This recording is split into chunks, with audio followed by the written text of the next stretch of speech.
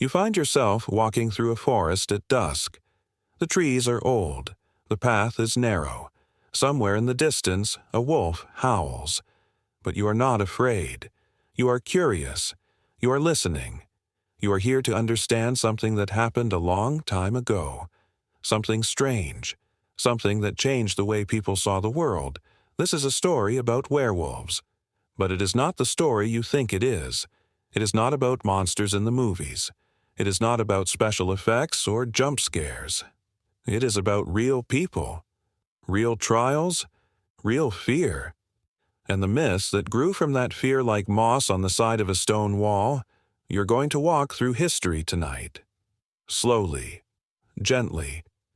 You're going to see how a belief in werewolves spread across Europe like fog rolling over a field. You're going to meet the accused, the accusers, the judges. The villagers who whispered in the dark. You are going to understand how legends are born, how they spread, how they endure, and you are going to do all of this while you relax, while you breathe, while you let the night settle around you like a blanket. So let us begin. You are standing at the edge of a village. It is somewhere in Central Europe. The year does not matter yet. It could be 1500. It could be 1650. It could be any time when the world was darker at night than it is now, when the forest was not a place for hiking or camping, when the forest was where things lived that you did not understand. The village is small, maybe 30 houses, maybe 50. Wooden walls, thatched roofs, smoke rising from chimneys, the smell of burning wood, the sound of chickens, a dog barking somewhere. Everything is ordinary. Everything is routine. But there is a tension in the air. You can feel it. The villagers are talking in low voices. They are glancing at the forest. They are closing their doors early. They are whispering a word, a name, a fear. Werewolf. The word sounds strange when you say it out loud. Werewolf. It is a compound word. Wer, wolf. Wer is an Old English word. It means man. So werewolf means man-wolf, a person who becomes a wolf, or a wolf who was once a person. The line between the two is not clear. That is part of the problem. In French they say loup-garou. In German they say werewolf. In Italian they say lupo manaro. The words are different, but the fear is the same. Something that looks like a person. Something that acts like an animal. Something that crosses the boundary between human and beast. And that boundary is important. You live in a time now when the boundaries are clear, human, animal, alive, dead, real, imaginary. But in the villages of early modern Europe, those boundaries were not so clear. The world was full of things that crossed over. Saints who performed miracles, demons who possessed the living, witches who flew through the night, and werewolves who hunted in the dark. You walk into the village. No one stops you. No one asks who you are. You are invisible here. You are a witness. You are a ghost moving through time. You can see everything, but you cannot change anything. You can only watch. You can only listen. You can only try to understand. A woman is standing outside her door. She is holding a basket. She's looking at the forest. Her face is tight with worry. You hear her say something to her neighbor. Just a few words. Another sheep missing. The neighbor nods. She has heard this before. Too many times. Too many sheep. Too many goats. Too many chickens. Something is hunting in the night. Something is taking the livestock. Something is leaving tracks that look almost like a dog, but not quite. Something bigger. Something heavier. Something with claws that dig deep into the mud. Could be a wolf, the neighbor says. Could be, the woman agrees. But neither of them sounds convinced. Because wolves are known. Wolves are understood. Wolves are dangerous, but they are natural. They are part of the world. They follow rules. They hunt in packs. They avoid humans when they can. They do not act like this. They do not take animals from pens that are locked. They do not leave the kind of marks that have been found. They do not disappear so completely. Could be something else, the woman says quietly, and the neighbor does not argue, because she is thinking the same thing. Everyone in the village is thinking the same thing. They do not want to say it out loud. They do not want to give it power. But the word is there, hanging in the air like smoke, like mist, like the smell of something rotten. Werewolf. You walk through the village. You see the same expression on every face. Worry, suspicion, fear, the kind of fear that makes people look at each other differently, the kind of fear that makes neighbors into strangers, the kind of fear that asks the question, could it be you? Because that is the thing about werewolves. They do not announce themselves. They do not wear signs. They look like everyone else. They live like everyone else. They work in the fields. They go to church. They smile and nod and say good morning. But at night they change. They become something else, something hungry, something wild, something that cannot be trusted. Or so the stories say. And the stories are everywhere. You hear them in fragments as you pass. An old man sitting on a bench, a group of children playing near a well, a pair of farmers talking in low voices. My grandfather saw one once, said it stood on two legs like a man but had the head of a wolf. I heard they can take off their skin like a coat, hide it under a rock, put it back on when they want to change. My aunt said they are people who made a deal with the devil, sold their souls for the power to transform. No, no, no. They are cursed. Someone put a spell on them. They have no choice. They suffer every time they change. The stories do not agree. They contradict each other. They overlap. They blur. But they all share the same core. A person who becomes a wolf. A transformation that happens in secret. A danger that hides in plain sight. And the fear grows. Because fear does not need consistency. Fear does not need logic. Fear needs only possibility. The idea that it could be true. The idea that it could happen. The idea that the person next to you might not be who they seem. You leave the village as the sun sets. You walk into the forest. The trees grow thicker. The light grows dimmer. The path becomes harder to follow. You are not afraid. You remind yourself of that. You are here to observe, to understand, to see what happens next.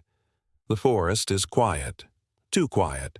No birds singing, no insects buzzing, just the sound of your own footsteps on the dirt. Just the sound of your own breathing, just the sound of the wind moving through the branches above, and then you hear it, a howl, long and low and echoing through the trees. It is not close. It is not far. It is somewhere in between, somewhere out there in the dark. You stop walking. You listen. The howl fades. Silence returns. But the silence feels different now. It feels like something is listening back. You think about the villagers. You think about their fear. You think about how easy it would be to believe that the howl came from something unnatural, something cursed, something that was once a person but is now a monster. Because that is how legends work. They take the things we do not understand and they give them shape. They give them names. They give them stories. And once the stories exist, they become real in a way that facts cannot. They become part of the landscape, part of the culture, part of the way people see the world. You walk deeper into the forest. You are not looking for a werewolf. You are looking for the reason people believed in them. You are looking for the cracks in reality where the legends slipped through, and you are going to find them. Because the werewolf trials of Europe were real. The accusations were real. The confessions were real. The executions were real. What was not real was the thing they were hunting. But that did not stop them. That did not slow them down. That did not save the people who were accused. So you walk, and you listen, and you breathe, and you let the story unfold. You are sitting in a library now. It is quiet. It is warm. There are books everywhere. Old books. Heavy books. Books with leather covers and pages that smell like dust and time. You're reading about werewolves. You're reading about the trials. You're reading about the fear that gripped Europe for centuries. But before the trials, there were the stories. And before the stories, there were the beliefs. And before the beliefs, there were the wolves. Real wolves, actual animals, Canis lupus, gray wolves, timber wolves, creatures that lived in the forests and mountains and plains of Europe, creatures that hunted in packs, creatures that howled at night, creatures that, for most of human history, were seen as dangerous, as competitors, as threats. Wolves killed livestock. Wolves attacked travelers. Wolves, in rare cases, killed people, especially children, especially in winter when food was scarce and desperation set in. The fear of wolves was not irrational. It was based on experience, on memory, on survival. But somewhere along the way, the fear of wolves merged with the fear of humans, the fear of what humans could become, the fear of transformation, the fear of losing control, the fear of the beast within. And that is where the werewolf was born. You turn the page. You read about ancient Greece, about a king named Lycaon. The name is familiar even now. Lycanthropy, the condition of believing you are a wolf. The word comes from his name. The story goes like this. Lycaon was a king in Arcadia. He was cruel. He was proud. He did not respect the gods. One day Zeus came to visit him in disguise. Zeus wanted to test him, to see if the rumors of his cruelty were true. Lycaon decided to test Zeus back. He served him a meal, a feast, but the meat was not lamb. It was not pork. It was human flesh, the flesh of a child, a prisoner, a slave. The details change depending on who tells the story. Zeus was furious. He revealed himself. He struck Lycaon with lightning. He transformed him into a wolf, a punishment, a curse, a warning to anyone who would mock the gods or violate the laws of hospitality. And Lycaon ran into the forest. He howled at the moon. He hunted like an animal. He was no longer a man. He was no longer a king. He was a beast. The story is a myth, a legend, a tale told to teach a lesson. But it planted a seed. The idea that a human could become a wolf. The idea that the transformation could be a punishment. The idea that the line between man and beast was not as solid as it seemed. You turn another page. You read about medieval Europe, about the spread of Christianity, about the battle between the church and the old beliefs, the old gods, the old rituals, the old ways of seeing the world. In the old beliefs, transformation was not always evil. Shamans and wise women could take the shape of animals. They could run with wolves, fly with birds, swim with fish. It was a form of power, a form of connection to the natural world, a form of magic that was respected, feared, but not condemned. The church did not see it that way. The church saw transformation as a sign of the devil, a form of witchcraft, a rejection of God, a sin that could not be tolerated. And so the stories changed. The werewolf was no longer a shaman, no longer a wise woman. The werewolf was a heretic, a witch, a servant of Satan, someone who had turned their back on God and embraced the darkness. The transformation was no longer voluntary. Or, if it was, it came at a terrible price, a deal with the devil, a pact signed in blood, a curse that could not be broken, and the punishment was death, because there was no redemption for a werewolf, no forgiveness, no return to humanity. Once you crossed that line, you were lost forever, or so the church said. You close the book, you think about what you have read, you think about how fear changes over time, how it adapts, how it reflects the anxieties of the moment. In ancient Greece, the fear was about hubris, about disrespecting the gods, about crossing moral boundaries. In medieval Europe, the fear was about heresy, about witchcraft, about the loss of Christian faith. But the core remained the same. A person who becomes a wolf, a human who loses their humanity, a transformation that should not be possible, but somehow is. And the question that haunts every story, every trial, every accusation, the question that no one can answer: how do you know? How do you tell? How do you identify a werewolf when they look just like everyone else? That question is the reason the trials happened. That question is the reason people died. That question is the reason the legends spread and endured and became part of the cultural fabric of Europe. Because when you cannot answer that question, anyone can be accused, anyone can be suspected, anyone can be found guilty, and that is where the real horror begins. You are in a courtroom now. It is cold, it is dark, the walls are stone, the windows are small. There is a single candle burning on a table. The light flickers. Shadows dance across the walls. You can hear voices, low and serious and full of authority. This is a trial. A werewolf trial. One of hundreds, one of thousands. You do not know the exact date. You do not know the exact location, but you know it is somewhere in Europe, somewhere between 1400 and 1700, somewhere during the height of the fear. There is a man standing in the center of the room. He is thin. His clothes are dirty. His hands are bound. His face is pale. He looks exhausted, terrified, defeated. He has been accused. He has been arrested. He has been questioned. And now he is here, waiting for judgment. The judge sits at the table. He is older, gray hair, gray beard. He wears dark robes. He holds a book, the Bible, probably, or a legal text, or both.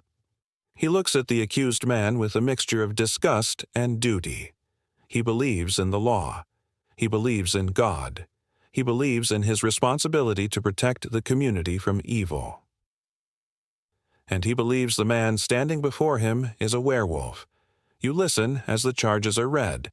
The voice is flat, emotionless, but the words are shocking, disturbing.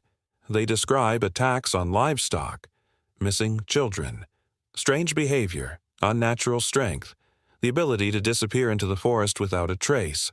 The evidence is presented. Witnesses testify. A farmer says he saw the accused man near his sheep pen the night several sheep were killed.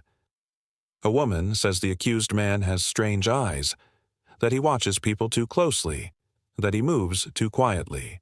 A child says he saw the accused man in the forest at night, alone, whispering to himself.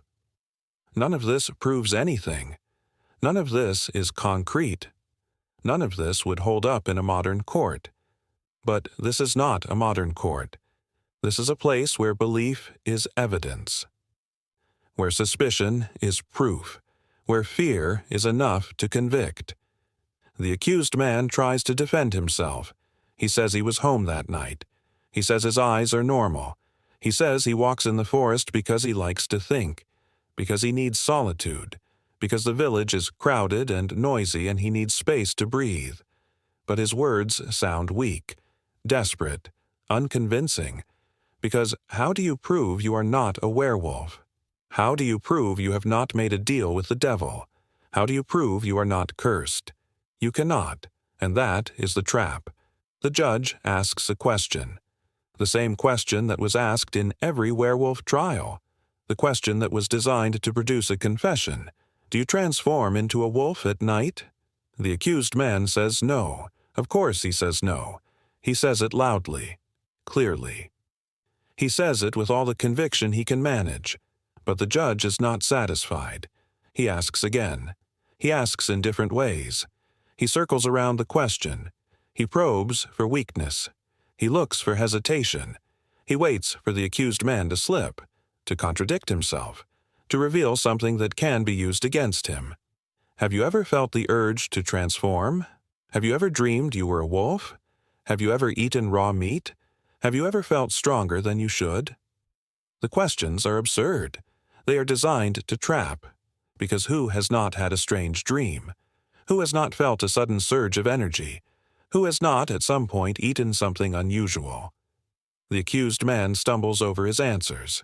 He hesitates. He tries to explain, but every explanation sounds like an excuse.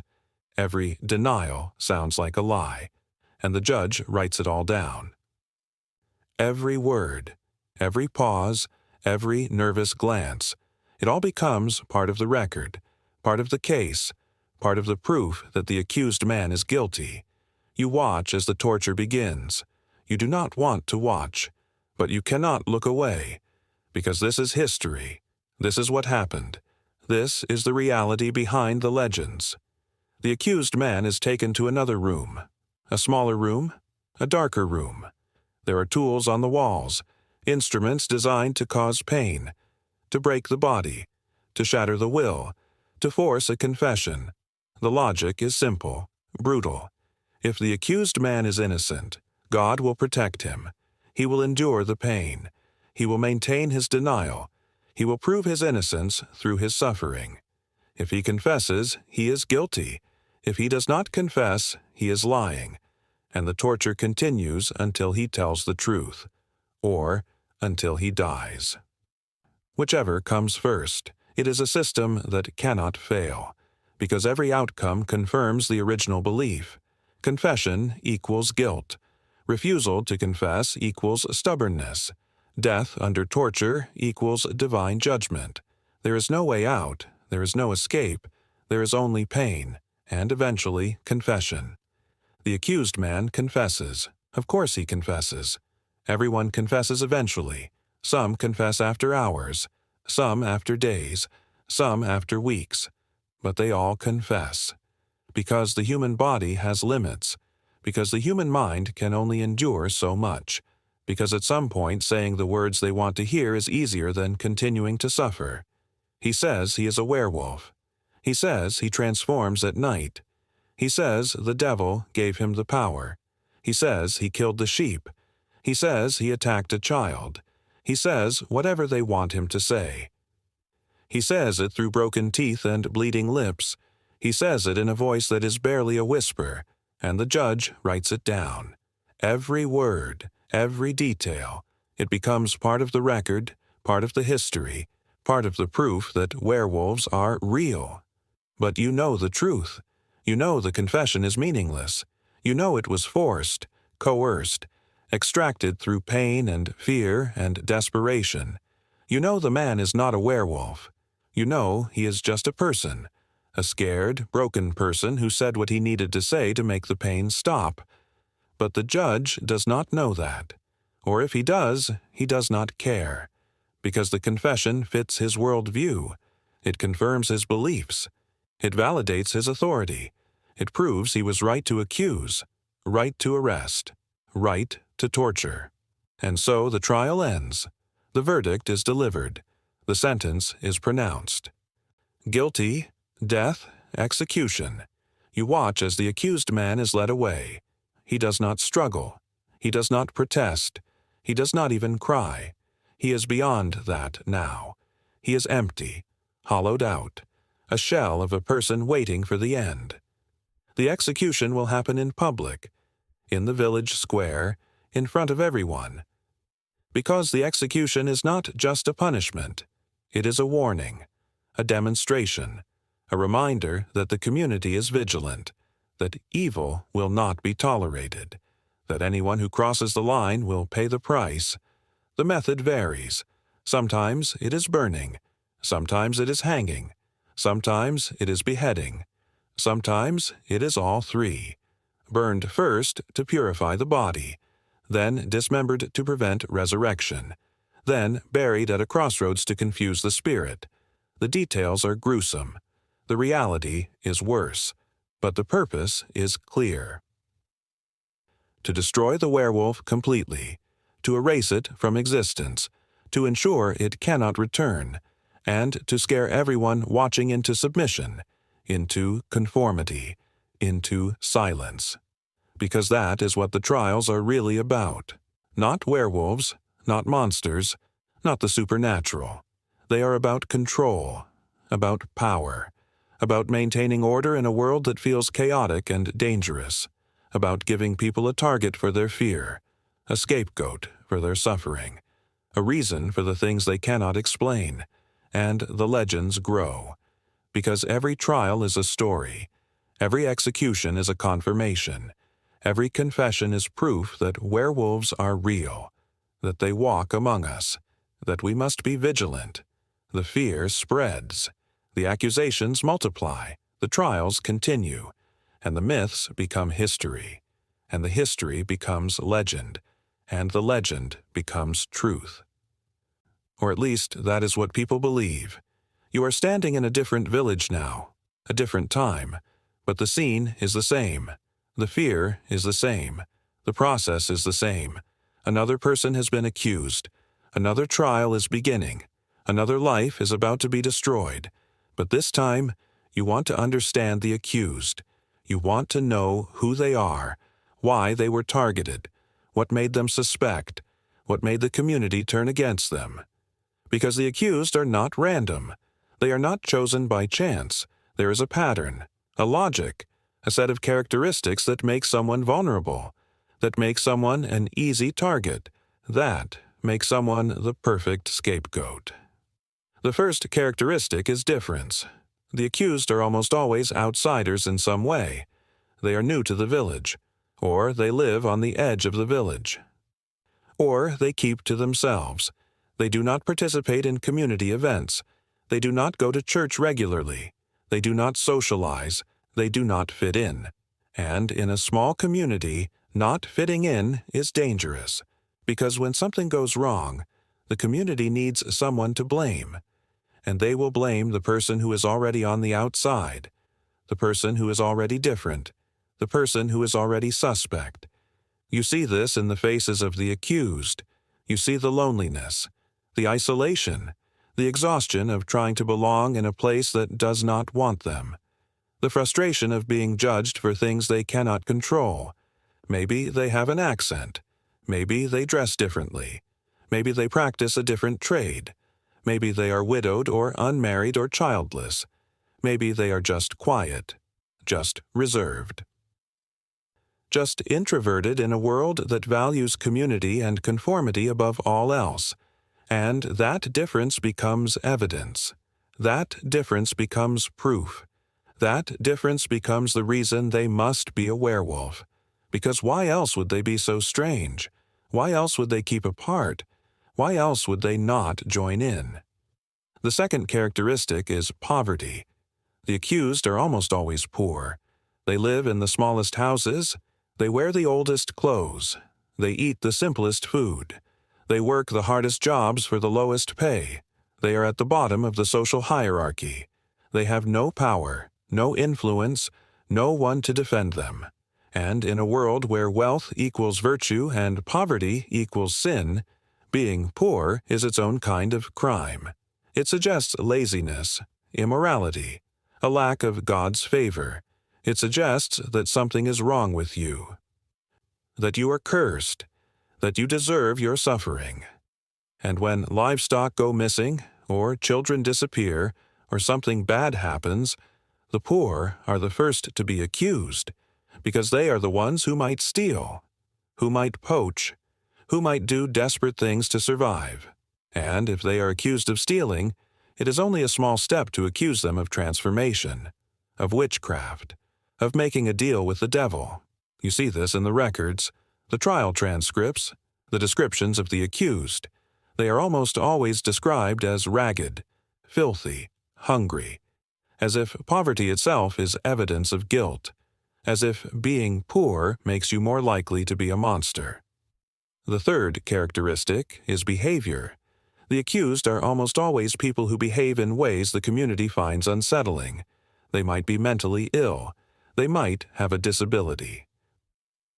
They might suffer from epilepsy or dementia or some other condition that was not understood at the time.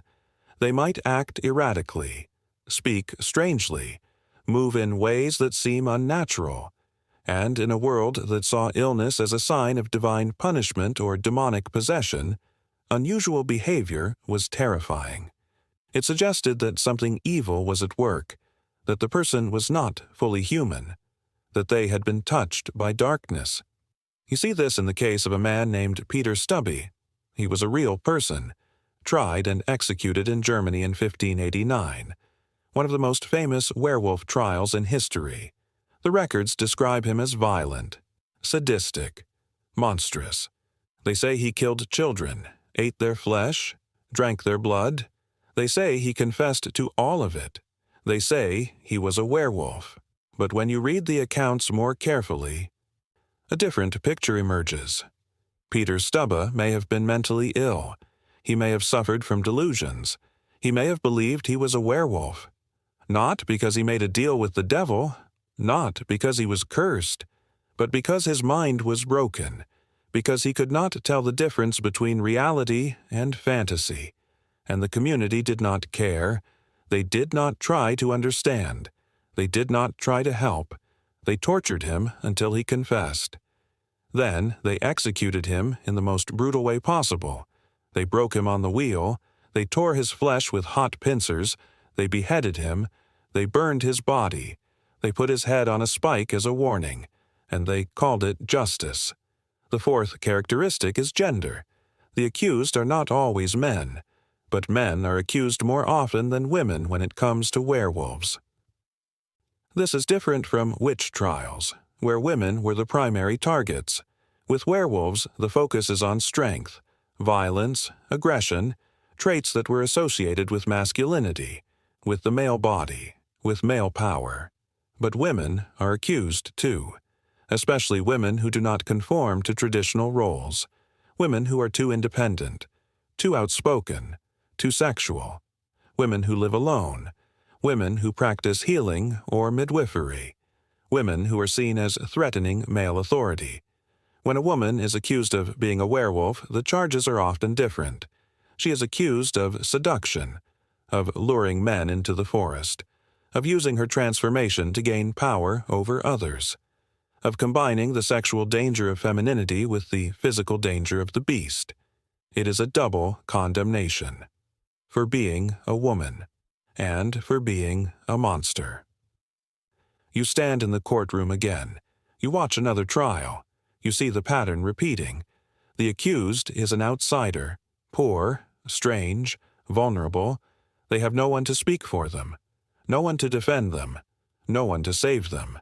The trial is short, the evidence is flimsy, the confession is coerced, the verdict is predetermined. Guilty, death, execution, and the cycle continues. Because fear does not need proof. Fear needs only a target. And there are always more targets, always more outsiders, always more people who do not fit, who do not belong, who can be accused without consequence. The werewolf trials are not about werewolves. They are about fear, about control, about the way communities police their boundaries, about the way power is maintained, about the way violence is justified.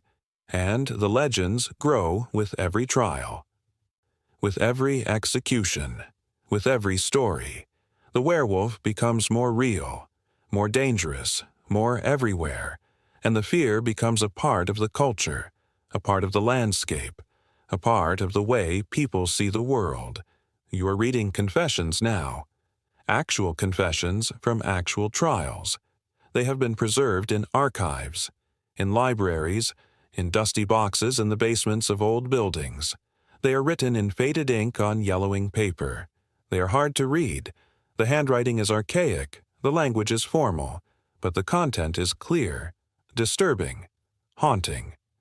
These are the words of people who confessed to being werewolves, who described their transformations, who detailed their crimes, who admitted to things that should not be possible, things that did not happen, things that only existed in the imagination of terrified communities.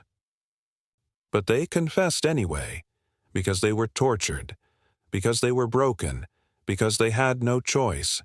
You read their words slowly, carefully.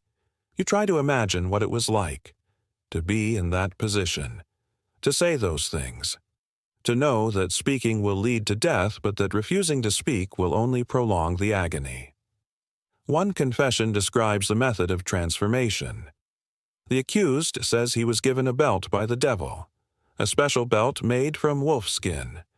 When he put the belt on, he transformed. His body changed, his bones shifted, his skin grew fur. His teeth became fangs, his hands became claws. He became a wolf, a beast, a killer. When he took the belt off, he changed back. He became human again. He hid the belt in the forest, under a rock, near a tree. He returned to the village. He acted normal. No one knew. No one suspected. Until they caught him. Until they found the belt. Until they made him confess. The confession is detailed, specific, convincing. It sounds real. It sounds like the accused really believed it, or at least it sounds like he was forced to believe it. To adopt the story the interrogators wanted to hear, to give them the proof they needed. But the belt was never found, because it did not exist. It was a fantasy, a detail invented under torture, a piece of folklore that had been absorbed into the culture and now formed part of the expected narrative of what a werewolf was supposed to be. Another confession describes the hunger. The accused says that after transforming, he was consumed by a need to eat. Not regular food, not bread or cheese or meat prepared in a kitchen. He needed raw flesh, living flesh. He needed to hunt. To kill, to taste blood. He says he killed sheep first, then goats, then dogs, and finally children. He says he could not stop himself. The hunger was too strong, the instinct too powerful. He was no longer in control. He was an animal, a monster, a thing driven by base urges and primal desires. He describes the taste, the texture, the satisfaction of ripping flesh from bone. He describes it in such detail that the court is horrified, disgusted, convinced, because who could make up such things? Who could describe such acts unless they had experienced them? But you know the answer. Someone who has been tortured, someone who has been told what to say, someone who has been given a script and forced to recite it, someone who has reached the point where saying anything is better than enduring more pain. The confession is a performance, a ritual, a way for the court to confirm what it already believes, and the accused is just a puppet, speaking words that are not his own, admitting to crimes that never happened, playing a role in a tragedy that has been written long before he was accused. A third confession describes the pact with the devil. The accused says she met the devil in the forest one night. He appeared as a man dressed in black. He offered her power, strength, the ability to transform. All she had to do was renounce God, swear allegiance to Satan, sign a contract in blood. She says she agreed. She was desperate. Her husband had died. Her children were starving.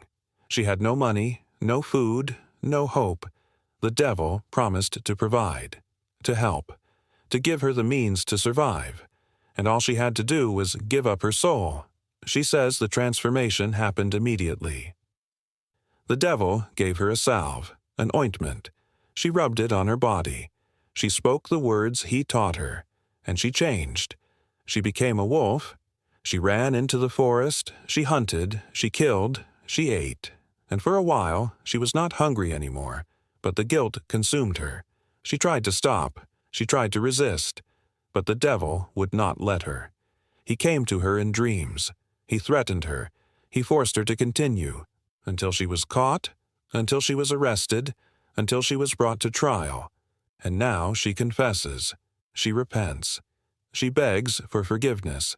She asks the court to be merciful, to understand, to see that she was a victim, that she was manipulated, that she did not want to be a monster. But the court does not see it that way. The court sees only guilt, only sin, only evil, and the punishment is the same: death, execution, no mercy. You close the book of confessions. You feel sick, not because the confessions are real, but because they are not, because they are the product of torture, of coercion, of a system designed to produce the exact outcome it was looking for.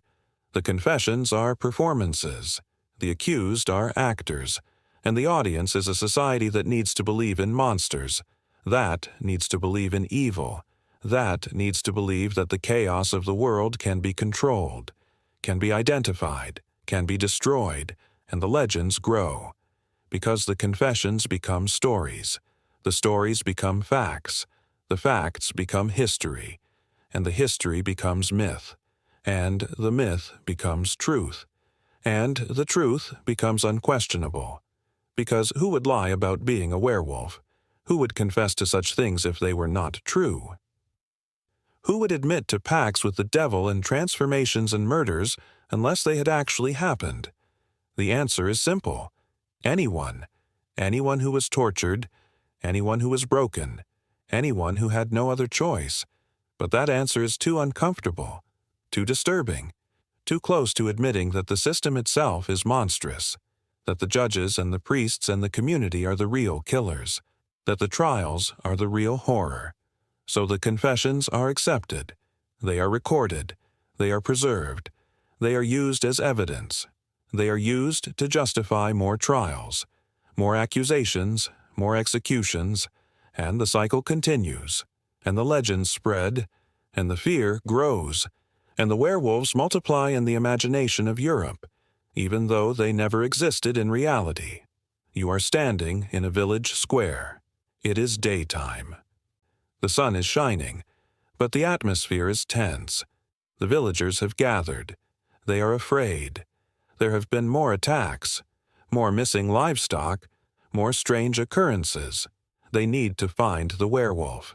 They need to identify the monster. They need to restore peace to the community. But how do you find a werewolf? How do you identify someone who looks human during the day? How do you prove that someone is a monster? The answer is that you cannot. Not really, not with certainty. But that does not stop people from trying. That does not stop the development of methods, tests, signs, ways to identify the accused, ways to separate the human from the beast, and these methods become part of the legend, part of the folklore, part of the cultural knowledge of what a werewolf is and how to find one. The first method is physical examination. The belief is that a werewolf, even in human form, will have certain physical traits, signs of their true nature, marks that cannot be hidden. You watch as a suspected werewolf is brought forward. He is stripped, his body is examined. The villagers look for hair, excessive hair, hair on the palms of the hands, hair on the soles of the feet, hair in the places where hair should not grow, because a werewolf is part wolf, and wolves are covered in fur. So the human form must retain some trace of that fur, some evidence of the transformation. They look for claws, not literal claws, but fingernails that are too long, too sharp, too thick, nails that look like they could tear flesh, that could dig into the earth, that could grip and rend and kill. They look for teeth, sharp teeth, pointed teeth, teeth that protrude, teeth that seem more suited to a predator than a person, teeth that suggest a hunger for meat, for blood, for violence.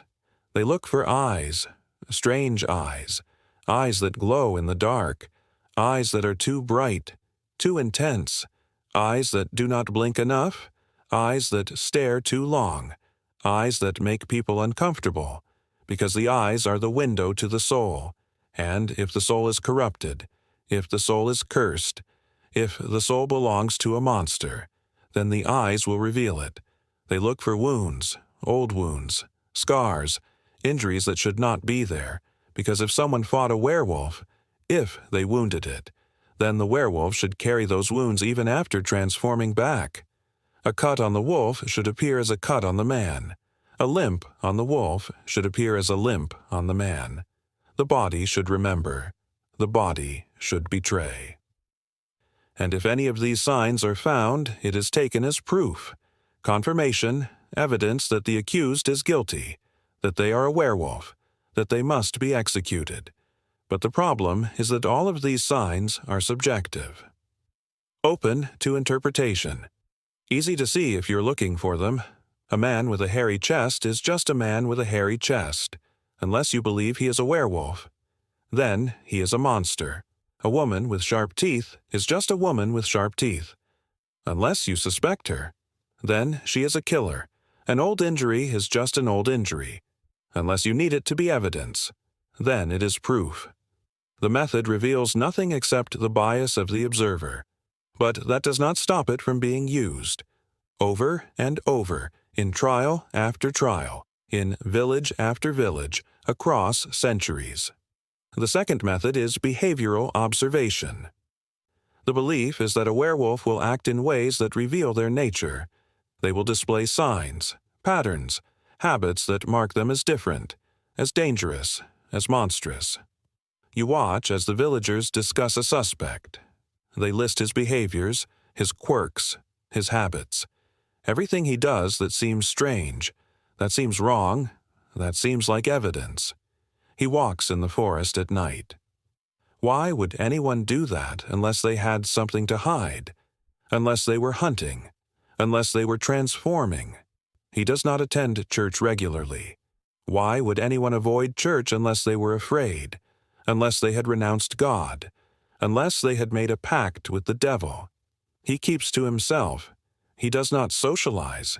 He does not join in community events. Why would anyone isolate themselves unless they were hiding something? Unless they were ashamed? Unless they were not fully human? He eats his meat rare. He likes it bloody. He does not cook it thoroughly. Why would anyone prefer their meat that way unless they had developed a taste for blood? Unless they were used to eating raw flesh? Unless they were part animal? He has been seen talking to himself, muttering, whispering. Why would anyone do that unless they were speaking to demons? Unless they were casting spells? Unless they were summoning dark forces? Every behavior is suspect. Every action is evidence. Every choice is proof. Because when you believe someone is a werewolf, everything they do confirms that belief. Everything fits the narrative. Everything makes sense. This is called confirmation bias. But the villagers do not know that term. They do not understand that they are seeing what they want to see. That they are constructing a case out of nothing. That they are turning an ordinary person into a monster through sheer force of belief. The third method is the test, the physical trial, the ordeal, a way to force the truth out of the body, to make the werewolf reveal itself, to prove guilt beyond doubt. You watch as a suspected werewolf is subjected to the water test. She is bound. Her hands and feet are tied together. She is thrown into a river. The logic is simple. If she sinks, she is innocent. If she floats, she is guilty. Because water is pure. Water is blessed. Water will reject evil.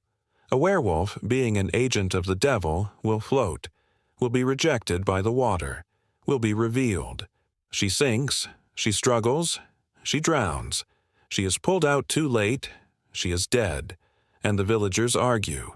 Some say this proves she was innocent, that she was wrongly accused, that they have made a terrible mistake. Others say she was guilty, that she died because the devil abandoned her, that she got what she deserved, that justice has been served. There is no way to win, no way to survive. The test is designed to produce a result, any result, and the result will be interpreted to fit the existing belief. Sink, and you are innocent but dead. Float, and you are guilty and executed. Either way, you do not go home. Another test involves fire. The accused is forced to hold a hot iron, or walk across hot coals, or place their hand in boiling water. The logic is the same. If they are innocent, God will protect them. They will not be burned. They will not be harmed. Their flesh will remain whole. If they are guilty, they will burn. They will suffer. Their skin will blister and peel. And that will be proof, evidence, confirmation. But everyone burns. Everyone suffers. Because fire is hot. Water is hot. Metal is hot. The human body is not immune to heat. It does not matter how innocent you are. It does not matter how pure your soul. You will burn.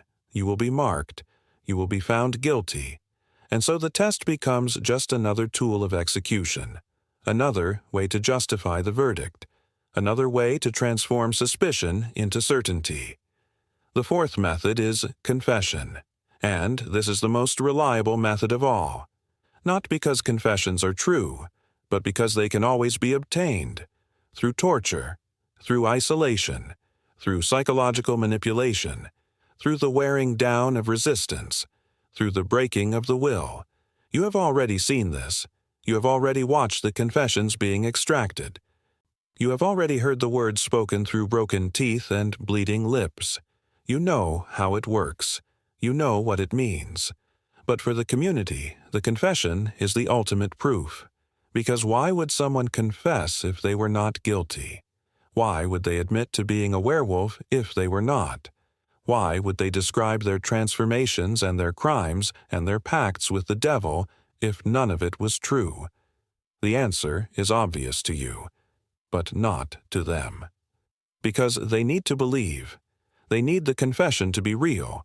They need the accused to be guilty. They need the werewolf to exist. Because if the werewolf does not exist, then all of this is for nothing. The fear, the suspicion, the trials, the executions. It is all pointless. It is all a waste. It is all a terrible mistake. And admitting that is too painful, too shameful, too impossible. So the confessions are accepted. The tests are performed. The examinations are conducted. The methods are refined and repeated and passed down through generations. And the legends grow. And the werewolves multiply. And the fear becomes a permanent part of the culture, even though the werewolves were never real. You are looking at a map now. A map of Europe. It is old. Hand-drawn. The borders are different than they are today. The names are unfamiliar, but you can see the outline, the shape, the continent you recognize. And scattered across this map are markers, dots, X's, symbols that represent werewolf trials, locations where people were accused, arrested, tried, executed. There are hundreds of markers, maybe thousands. They cluster in certain regions. They spread in patterns. They tell a story about where the fear was strongest, where the legends took root, where the trials flourished, because the werewolf trials were not uniform. They did not happen everywhere. They were concentrated in specific places, specific times, specific cultures, and understanding why is key to understanding the phenomenon itself. You look at Germany first. The markers are thick here, dense. Germany was the epicenter of the werewolf panic. More trials happened here than anywhere else. More people were executed. More confessions were extracted. More legends were created. Why Germany? The answer is complicated. It involves religion, politics, economics, social structure, all of it tangled together in ways that created the perfect conditions for fear to flourish. Germany in the 16th and 17th centuries was a fractured place. It was not a unified country. It was a patchwork of small states, principalities, territories ruled by princes and bishops and local nobles.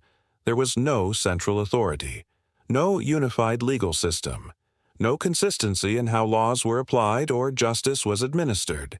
This meant that each region could develop its own approach to dealing with crime, with heresy, with the supernatural.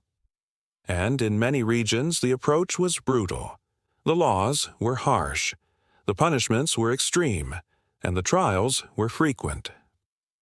Add to this the religious turmoil of the Reformation. Germany was the birthplace of Protestantism. It was where Martin Luther challenged the Catholic Church, where religious wars were fought, where entire communities were torn apart by debates over faith and salvation and the nature of God.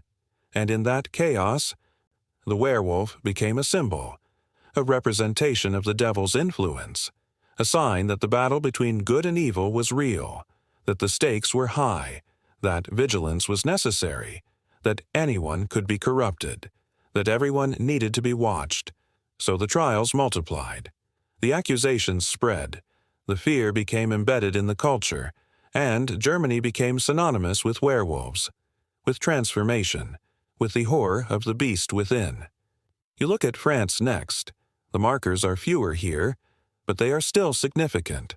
France had its own werewolf trials, its own legends, its own way of understanding and prosecuting the crime of transformation. In France, the werewolf was called the loup-garou. The name itself was ominous, whispered in the dark, used to frighten children, used to explain disappearances and attacks and anything that could not be easily understood. The French trials were often linked to witchcraft. The two were seen as connected, as a part of the same demonic network. If you were accused of being a witch, you might also be accused of being a werewolf. If you were accused of being a werewolf, you might also be accused of witchcraft. The accusations fed into each other, reinforced each other, created a web of suspicion that was almost impossible to escape. One of the most famous cases was the trial of Jean Grenier. He was a teenager, accused of being a werewolf in the early 1600s. He confessed to transforming, to killing and eating children, to running with wolves in the forest. The confession was detailed, horrifying, convincing. But when the trial was examined more carefully, a different picture emerged. Jean Grenier was poor. He was mentally unstable. He may have suffered from a condition called clinical lycanthropy, a delusion where the person believes they are an animal, believes they can transform, believes the hallucinations are real. The court, surprisingly, recognized this. They did not execute him. Instead, they sentenced him to life in a monastery. They said he was not a werewolf. He was insane. He was sick. He needed confinement, not death.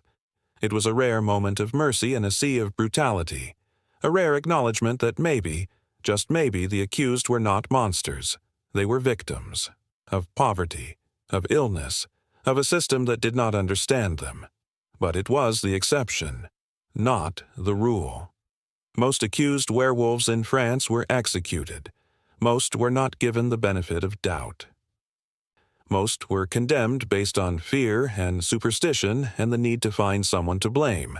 You look at Switzerland, Austria, the Low Countries, Scandinavia. Each region has its own markers, its own trials, its own stories. In Switzerland, the werewolf trials were linked to alpine folklore, to the isolation of mountain villages, to the long winters and the darkness and the howling of wolves echoing through the valleys. The werewolf was a creature of the mountains, a danger that lurked in the high places, a threat that could strike when people were most vulnerable. In Austria, the trials were influenced by the proximity to Eastern Europe, to the Slavic traditions, to the legends of vampires and shapeshifters that were common in the Balkans and beyond. The werewolf in Austria was part of a larger tapestry of supernatural threats, part of a cosmology that included ghosts and demons and undead creatures of all kinds. In Scandinavia, the werewolf was tied to the Viking past, to the berserkers, the warriors who were said to fight with the fury of bears and wolves, who wore animal skins, who channeled the power of beasts in battle. The werewolf was a corruption of that tradition, a dark reflection of the warrior ideal, a reminder that power could be dangerous, that transformation could be deadly, but despite the regional differences, the core remained the same. A person who becomes a wolf, a transformation that is feared, a crime that is punished with death, and a legend that spreads and endures and becomes part of the cultural identity of Europe. You notice something interesting as you study the map. The werewolf trials do not happen everywhere. They are concentrated in certain areas, and those areas have something in common. They are places where wolves still lived, where wolf attacks were a real danger, where the memory of wolves was fresh and frightening and tangible. In England, there are almost no werewolf trials. Why? Because wolves had been hunted to extinction in England by the late Middle Ages. There were no wolves, so there was no fear of wolves, and without that fear, the werewolf legend did not take root in the same way. There were witch trials. There were accusations of other kinds of supernatural crimes. But werewolves were rare, almost non-existent. In Spain, the trials were infrequent. Wolves still existed in Spain, but the Inquisition was focused on other threats, on heresy, on converts from Judaism and Islam who might be practicing their old faiths in secret. The resources and attention were directed elsewhere. The werewolf was a minor concern, a footnote in the larger campaign to enforce religious orthodoxy, but in the forests of Germany, in the mountains of Switzerland, in the villages of France and Austria and Scandinavia, where wolves were common, where attacks happened, where the line between human and animal seemed thin, that is where the werewolf legends flourished. That is where the trials multiplied. That is where the fear reached its peak. Because the werewolf was not just a supernatural creature, it was a projection, a way of making sense of the real danger posed by wolves, a way of giving that danger a human face, a way of asserting control over something that felt uncontrollable. If the werewolf was a person, then it could be caught, tried, executed. The threat could be eliminated, the community could be safe, the fear could be managed. But if the werewolf was just a wolf, then there was nothing to be done. The wolf would keep hunting, keep killing, keep reminding people that nature was dangerous, that the forest was not safe, that there were limits to human power, and that was too frightening, too helpless, too honest. So the werewolf was invented. Or rather, the belief in werewolves was intensified, formalized, turned into a legal category, a crime that could be prosecuted, a danger that could be named and fought and destroyed.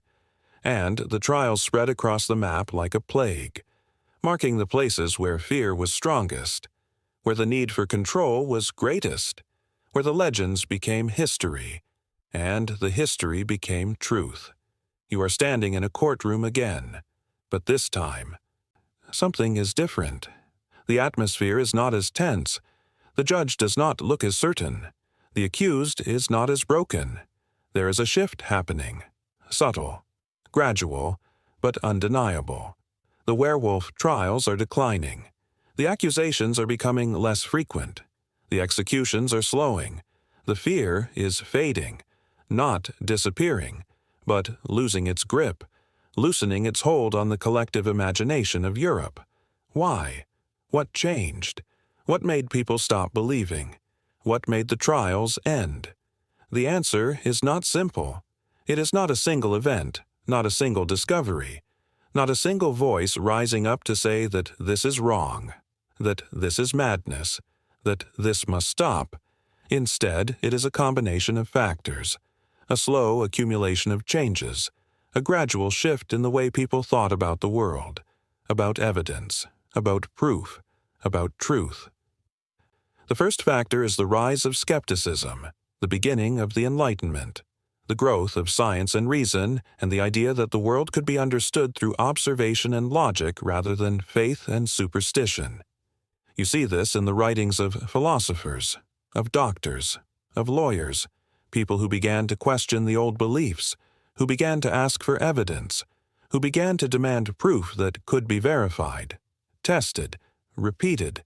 They looked at the werewolf trials and saw the problems, the lack of physical evidence, the reliance on confession extracted through torture, the circular logic that made every outcome confirm guilt, the absence of any credible witness who had actually seen a transformation, who had actually watched a person become a wolf. They wrote treatises, published pamphlets, argued in courts. They said that the confessions were unreliable, that torture produced false testimony, that people would say anything to make the pain stop, that the entire system was built on a foundation of fear and cruelty rather than justice and truth. And slowly people began to listen. Judges began to hesitate. Prosecutors began to require more evidence.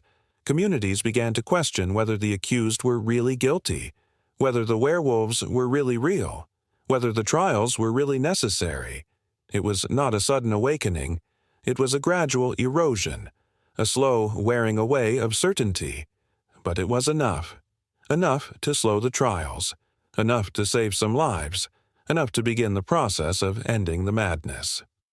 The second factor is the decline of the wolf population.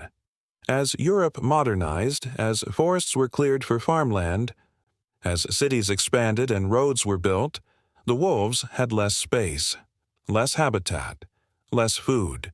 They were hunted, poisoned, driven into smaller and smaller territories, and their numbers dropped dramatically. Fewer wolves meant fewer attacks. Fewer attacks meant less fear. Less fear meant less need for a scapegoat, less need to believe in werewolves, less need to accuse and try and execute people for a crime that was becoming harder and harder to imagine. In some regions, wolves disappeared entirely, and with them, the werewolf legends faded, became stories told to children, cautionary tales, historical curiosities, something that people used to believe but no longer took seriously. The connection between real wolves and imaginary werewolves was strong. When the real threat diminished, the imaginary threat lost its power, lost its credibility, lost its hold on the collective psyche. The third factor is the end of the witch trials. The werewolf trials and the witch trials were connected. They fed off the same fears, the same anxieties, the same need to find and destroy hidden evil. When the witch trials began to decline, the werewolf trials declined with them, and the witch trials declined for many of the same reasons: growing skepticism, demands for better evidence, recognition that torture produced false confessions, a shift in the legal and intellectual climate, a move toward rationalism and away from superstition. By the end of the 17th century, the witch trials were largely over in most of Europe, and the werewolf trials ended shortly after, because without the broader context of supernatural prosecution, without the infrastructure of fear and accusation, the werewolf trials could not sustain themselves. They needed the larger panic to survive, and when that panic ended, they ended too. The fourth factor is documentation. As literacy increased, as printing became more common, as records were kept and preserved, the trials became harder to hide, harder to justify, harder to defend. People could read the trial transcripts. They could see the lack of evidence. They could see the reliance on torture. They could see the confessions that were clearly coerced, and they could compare trials, see the patterns, see the repetition, see how every confession sounded the same, how every accused werewolf described the same transformations, used the same language, told the same stories, and the conclusion became unavoidable. The confessions were not real. They were scripts, performances, things that people said because they had been told to say them, because they had no choice, because the alternative was more pain, more suffering, more torture.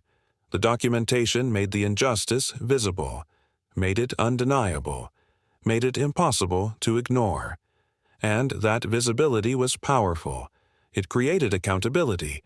It created shame. It created pressure to stop. The fifth factor is the changing legal system. As Europe moved toward more centralized governments, more standardized laws, more consistent judicial processes, the local autonomy that had allowed the werewolf trials to flourish began to disappear. Central authorities began to review local verdicts, began to question local judges, began to demand higher standards of evidence, began to restrict the use of torture, began to limit the power of communities to accuse and prosecute based solely on suspicion and fear. This did not happen overnight. It took decades, centuries in some places, but the trend was clear. The chaotic, localized, fear-driven justice system that had produced the werewolf trials was being replaced by something more rational, more bureaucratic, more controlled, and in that new system there was no room for werewolves, no room for accusations based on dreams and rumors, no room for trials based on torture and coerced confessions, no room for executions based on superstition and panic. The werewolf trials ended not because people stopped believing in werewolves, but because the system that allowed the trials to happen was dismantled, replaced, reformed, and in the new system, the old fears had no power. You watch as the last werewolf trial in Western Europe concludes. It is late in the 18th century. The accused is acquitted, not because the judge believes he is innocent, but because there is no evidence, no proof, no credible testimony, just fear, just suspicion, just the old stories, and the old stories are not enough anymore. Not in this new world, not in this new age, not in this new way of thinking. The trial ends. The accused goes home. The community grumbles but accepts the verdict, and the werewolf trials fade into history, into legend, into myth. But the legends do not die. They persist, they evolve, they change form, they move from the courtroom to the campfire, from the legal transcript to the folktale, from the historical record to the cultural memory. And they wait, in the dark, in the stories, in the imagination. Waiting for a new generation to discover them, to be fascinated by them, to be frightened by them, to keep them alive in new ways. Because legends do not need to be true to survive. They only need to be believed. And people will always believe in monsters, in transformations, in the beast within, because the fear is real, even if the werewolves are not. You are walking through a modern city now. The streets are paved, the buildings are tall, there are cars, streetlights, people walking with their heads down, looking at their phones. Everything is different. Everything has changed. The world of the werewolf trials is gone, vanished, replaced by electricity and science and technology. But the legends remain. They are everywhere, in movies, in books, in television shows, in video games. The werewolf is one of the most enduring monsters in popular culture, one of the most recognizable, one of the most fascinating. Why? Why did the werewolf survive when so many other legends faded? Why does the image of a person transforming into a wolf continue to captivate? Why do we keep telling these stories even though we know they are not real? The answer lies in what the werewolf represents, what it symbolizes, what it reveals about human nature and human fear. The werewolf is a symbol of transformation, of change, of the loss of control. It represents the idea that we are not always who we seem to be, that there is something inside us that can emerge, something wild, something dangerous, something we cannot fully control. This fear is universal. It transcends time and culture, because everyone has felt it at some point. The fear of losing control, of doing something you will regret, of becoming someone you do not recognize, of the beast within breaking free. The werewolf gives that fear a shape, a form, a story. It makes the abstract concrete. It makes the internal external. It allows us to explore the fear through fiction, through myth, through safe distance. And in doing so, it helps us process the fear, understand it, manage it. We watch the werewolf transform. We see the consequences, we witness the struggle, and we learn. We learn about control, about responsibility, about the importance of staying human even when the beast is calling. The werewolf is also a symbol of the outsider, the person who does not fit in, who is different, who is suspected, who is feared because they do not conform. This is the legacy of the trials. The memory of how communities turned against their own, how difference was criminalized, how suspicion became proof, how fear became violence. In modern werewolf stories, the werewolf is often sympathetic, often a victim, often someone who did not choose their condition, who struggles with it, who tries to live a normal life despite the curse, who is hunted not because they are evil, but because they are different. This shift in perspective reflects a growing awareness of the injustice of the trials, a recognition that the accused were not monsters, they were scapegoats, victims of a system that needed someone to blame, someone to punish, someone to destroy. The modern werewolf is a way of honoring those victims, of saying that we understand now, that we see the injustice, that we will not make the same mistake again, or at least that is the hope. The werewolf is also a symbol of the connection between humans and animals, of the thin line that separates us from the natural world, of the recognition that we are not as different from animals as we like to think. In the time of the trials, this connection was terrifying. It suggested that humans could lose their humanity, could become beasts, could revert to a state of savagery and violence. But in modern times, the connection is more complex. It is seen as a loss, a recognition that by distancing ourselves from nature, by building cities and technologies and structures, we have lost something important, something primal, something that made us feel alive. The werewolf transformation, in this context, is not just a curse.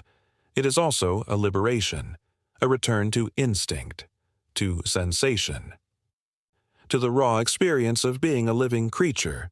It is terrifying, but it is also exhilarating. It is dangerous, but it is also honest. And that ambiguity makes the werewolf endlessly fascinating, because it is not a simple villain. It is not a clear-cut monster. It is a reflection of our own contradictions, our own conflicts, our own uncertainties about who we are and what we should be. You think about the movies you have seen, the books you have read. The werewolf appears in so many forms, so many interpretations. Each one reflects the time and place it was created. Each one reveals something about the culture that produced it. In the early films, the werewolf was tragic, a good person cursed by fate, doomed to transform, unable to control their actions, sympathetic but ultimately monstrous, needing to be destroyed for the safety of others. In later films, the werewolf became more violent, more aggressive, a metaphor for rage, for trauma, for the violence that lurks beneath the surface of civilized society. The transformation was painful, graphic, horrifying. It showed the cost of losing control, the destruction that followed. In recent years, the werewolf has become more complex, more human, often part of a community of other werewolves, navigating the challenges of dual identity, dealing with prejudice from humans, struggling with pack politics and hierarchy and the pressure to conform to werewolf culture. The werewolf has become a metaphor for identity itself, for the experience of not fitting into a single category, of being caught between worlds, of having to hide part of yourself to survive in society, of the exhaustion of constantly managing how you are perceived. And this makes the werewolf incredibly relevant, incredibly powerful, incredibly contemporary. Even though the legend is hundreds of years old, you walk into a bookstore. You see the shelves full of werewolf stories, young adult novels, romance novels, horror novels, fantasy novels. The werewolf is everywhere, in every genre, adapted to every taste, endlessly reinvented but always recognizable. And you realize that the werewolf trials, as horrific as they were, created something that outlasted them. They created a myth, a legend, a cultural touchstone that continues to resonate, that continues to evolve, that continues to captivate. The people who were accused and executed in those trials did not deserve their fate. They were innocent. They were victims. They were murdered by a system that valued conformity over justice, fear over reason, belief over evidence. But their suffering was not meaningless, because it gave birth to stories. And stories have power. Stories shape culture. Stories teach lessons. Stories keep memory alive. The werewolf legend is a reminder of what humans are capable of. The good and the bad. The fear and the courage. The cruelty and the compassion. It is a mirror held up to society, reflecting our flaws, our strengths, our eternal struggle to understand ourselves and each other. And as long as that struggle continues, the werewolf will endure, in new forms, in new media, in new interpretations, but always with the same core. A person who becomes a beast, a transformation that terrifies and fascinates, a legend born from fear but sustained by fascination. The trials are over, but the myths live on, and they will continue to live, because that is what myths do. They survive, they adapt, they persist, long after the reality that created them has faded into history. You are sitting in a quiet room now. The lights are dim, there's a soft sound in the background. Rain, maybe. Or wind. Something soothing, something that helps you think. You are reflecting on everything you have learned, everything you have witnessed, everything you have understood about the werewolf trials and the legends they created. And you are asking yourself a question that has been lurking beneath the surface all along, a question that gets to the heart of the matter, a question that is more important than any of the historical details or the trial accounts or the cultural analysis. The question is this: why did people believe? Not why did they accuse, not why did they execute, but why did they genuinely, truly, deeply believe that werewolves were real? That people could transform into wolves? That the devil could grant such powers? That these transformations were happening all around them? Because they did believe. Most of them. Not all. There were always skeptics, always doubters, always people who questioned. But the majority believed. They believed in werewolves the way you believe in gravity, the way you believe in the sun, the way you believe in things that are self-evident and undeniable. So why? What made the belief so strong, so pervasive, so resistant to doubt? The first reason is that belief is contagious. When everyone around you believes something, it is very hard not to believe it too. The social pressure is enormous. The weight of collective opinion is overwhelming. To doubt is to isolate yourself. To question is to mark yourself as different, as suspicious, as possibly guilty yourself, and so people conform. They adopt the beliefs of their community. They repeat the stories.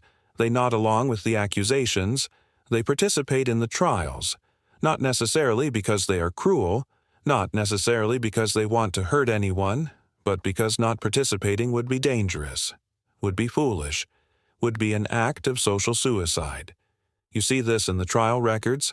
People testify against their neighbors, their friends, even their family members, not because they have witnessed anything definitive, but because they have absorbed the collective belief.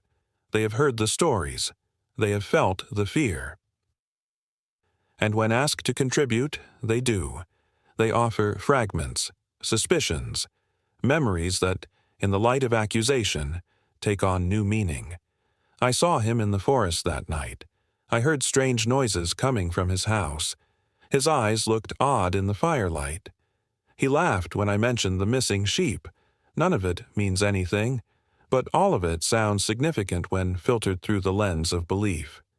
When everyone already knows the person is guilty. When the question is not whether, but how much. Belief becomes a self-reinforcing system. The more people believe, the more others believe. The more others believe, the stronger the belief becomes. Until doubt is almost impossible. Until questioning is seen as madness.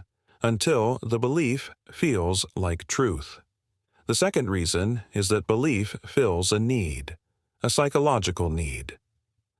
A need for explanation, for order, for control. The world of early modern Europe was chaotic, unpredictable, dangerous. People died young, children died in infancy. Crops failed, livestock disappeared, diseases swept through villages, wars ravaged the countryside. Life was hard, life was uncertain, life was full of suffering that seemed random and meaningless. And humans cannot tolerate randomness, cannot tolerate meaninglessness, cannot tolerate the idea that bad things happen for no reason, that suffering is arbitrary, that there is no one to blame, no one to punish, no way to prevent future harm. So they created explanations, they invented causes, they found scapegoats, and the werewolf was a perfect scapegoat, because the werewolf explained everything: the missing livestock, the dead children, the attacks in the night. The feeling of unease that permeated the village. All of it could be attributed to the werewolf. All of it made sense. All of it had a cause, and once you identified the cause, you could eliminate it. You could arrest the accused, try them, execute them, and then the problem would be solved. The village would be safe. Order would be restored. The chaos would be contained. Of course, it never worked. The problems continued. More livestock disappeared. More children went missing. More attacks occurred. But that did not shake the belief. Instead, it reinforced it. Because if the problems continued, it meant there were more werewolves, more hidden monsters, more people who needed to be identified and destroyed. The belief could not fail. It could only be insufficiently applied. The third reason is that belief is supported by experience. Not real experience, not actual evidence, but subjective experience, personal experience, the kind of experience that feels true even if it is not. People saw things in the dark, shapes, shadows, movements that could have been anything but looked like something. They heard sounds, howls, growls, footsteps that could have been wind or animals or imagination but sounded like a wolf, or a person, or something in between.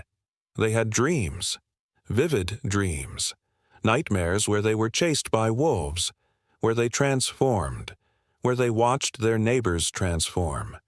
Dreams that felt so real that when they woke up, they were not sure what was real and what was not. They experienced sleep paralysis, that terrifying state where you are awake but cannot move, where you hallucinate, where you see figures in the room, feel pressure on your chest. Sense a presence that should not be there. In a world without psychological explanations, sleep paralysis was evidence of the supernatural, of demons, of witches, of werewolves visiting in the night. They misidentified animals. A large dog became a wolf. A wolf became something bigger than a wolf, something impossible, something that stood on two legs, something that had human intelligence. Because when you are afraid, when you are primed to see monsters, your perception changes. Your brain fills in the gaps, adds details, creates a narrative that fits your expectations. And all of these experiences were real. The feelings were real. The fear was real. The memories were real. It did not matter that the interpretations were wrong. It did not matter that there were rational explanations. What mattered was the experience itself. The subjective truth of what people felt and saw and believed they witnessed. And when hundreds of people have similar experiences, when they share them with each other, when they reinforce each other's interpretations, the collective experience becomes powerful. It becomes proof. It becomes evidence that is harder to dismiss than any rational argument. The fourth reason is that belief is taught, passed down, embedded in culture from childhood. The werewolf was not just a legal category or a supernatural threat. It was a folk figure, a character in stories, a tool for teaching children to behave. Do not go into the forest alone. The werewolf will get you. Do not stay out after dark. That is when the werewolves transform. Do not trust strangers. They might be werewolves in disguise. Children absorbed these lessons. They internalized the fear. They grew up believing that werewolves were real because everyone they trusted told them it was so. Their parents, their grandparents, the priest, the teacher, the community elders. All of them repeated the stories. All of them reinforced the belief. And by the time those children became adults, the belief was so deeply rooted that questioning it felt like questioning reality itself. Like questioning whether the sky was blue or water was wet. It was simply true, obvious, beyond doubt. This is how cultural beliefs perpetuate. Not through evidence, not through logic, but through repetition, through authority, through the weight of tradition, through the simple fact that everyone you have ever known has believed it, so why would you be the one to doubt? The fifth reason is that belief protects identity. Both individual identity and collective identity. To believe in werewolves is to believe in a moral universe. a universe where good and evil are clear, where God and the devil are real, where humans have souls that can be saved or lost, where actions have consequences, where justice is possible. To doubt werewolves is to open the door to other doubts. If werewolves are not real, what else is not real? Witches? Demons? The devil himself? And if the devil is not real, what about God? What about the entire religious framework that gives life meaning? What about the promises of salvation and the threats of damnation? For many people, these questions were too frightening to contemplate. The entire structure of their worldview depended on the reality of the supernatural, on the existence of spiritual warfare, on the belief that the world was a battleground between divine and demonic forces. The werewolf was a small part of that worldview, but it was connected to everything else. Pull on that thread, and the whole tapestry might unravel. Question the werewolf, and you might end up questioning everything. And for most people, that was unthinkable. So they chose to believe. Not because the evidence was strong, but because the alternative was too destabilizing, too threatening, too much like falling into an abyss. Belief, in this sense, was a form of self-preservation, a way of maintaining psychological stability in a world that already felt unstable enough. You sit in the quiet room, and you understand now. The belief in werewolves was not irrational in the context of its time. It was not the product of stupidity or ignorance or malice. It was the product of very human needs, the need to belong, the need to explain, the need to control, the need to maintain meaning in a world that often felt meaningless. The people who believed were not so different from people today. They were scared, they were uncertain, they were trying to make sense of a complex and dangerous world with the tools they had available. And the tools they had were stories, traditions, beliefs passed down through generations, a religious framework that saw the world as a spiritual battlefield. They were wrong about werewolves, but they were not wrong to be afraid. There were real dangers, real violence, real suffering. They just attributed it to the wrong causes. They identified the wrong enemies. They destroyed the wrong people. And that is the tragedy, not that they believed in werewolves, but that their belief led to the persecution of the innocent, that their need for explanation led to the torture of the vulnerable, that their desire for control led to the execution of the powerless. The psychology of belief explains how the trials happened, but it does not excuse them. Understanding is not the same as forgiveness. Explanation is not the same as justification. The werewolf trials were wrong. The people who were executed were innocent. The system that condemned them was unjust, and the beliefs that enabled it all were, ultimately, false. But those beliefs were also very human, and that is what makes the story so haunting, so troubling, so relevant even now, because the same psychological mechanisms that created the werewolf panic still exist, the same needs, the same fears, the same tendency to believe what everyone around us believes, to accept the explanations that make us feel safe, to turn against those who are different, to find scapegoats for our suffering. The werewolves are not real, but the psychology that created them is, and it is still with us, waiting, ready to manifest in new forms, new panics, new witch hunts, new trials, and that is why we must remember, why we must study, why we must understand. Not just the history, but the psychology. Not just what happened, but why it happened. Not just the victims, but the mechanisms that created victims. Because only by understanding can we hope to prevent it from happening again. Only by recognizing the patterns can we hope to break them. Only by seeing ourselves in the believers can we hope to choose differently. The werewolf trials are over. But the lessons remain, and they are lessons we cannot afford to forget. You are walking through a forest again, the same forest you visited at the beginning, but this time you are not alone. There are others walking with you. Ghosts, shadows, echoes of people who lived long ago, people who survived the werewolf trials, or at least survived the accusations, who escaped, who fled, who somehow lived through the horror and emerged on the other side. These are the stories that are rarely told, the histories that were not recorded, the voices that were silenced or ignored or lost. But they exist, in fragments, in hints, in the spaces between the official records, and you want to hear them. You want to understand what it was like to be accused and survive, to carry the weight of that accusation for the rest of your life.